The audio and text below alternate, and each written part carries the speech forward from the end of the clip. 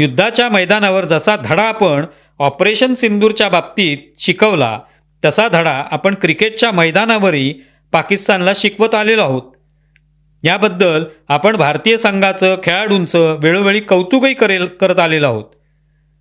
भारतात पाकिस्तान विरुद्ध खेळायचं नाही, कोणत्याही दुसऱ्या देशात पाकिस्तान विरोधात खेळायचं नाही, ही आपली भूमिका राहिलेली आहे. त्याचं पालन होतच आहे. त्यामुळे अशा परिस्थितीत उगाच भावनिक होऊन चालत नाही.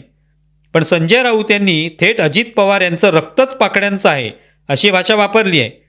हे कितपत योग्य आहे? मग याच पाकिस्तान विरोधात आपण वर्ल्ड कप सामना जिंकलो, त्याच पाकिस्तानला हरवून आपण T20 वर्ल्ड कप जिंकलो. त्यावेळी शरद पवारांच्या असलेल्या भूमिकेबद्दल संजय राऊत यांनी बोललं पाहिजे.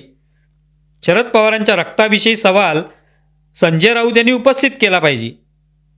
दुसरा मुद्दा असा की पाकिस्तान ज्या स्पर्धेत असेल तिथे खेळायचं नाही अशी जर देशवासियांची भूमिका असेल, अर्थात विरोधकांची भूमिका, तर मग जगभरातल्या सगळ्याच स्पर्धात आपण खेळणं बंद केलं पाहिजे.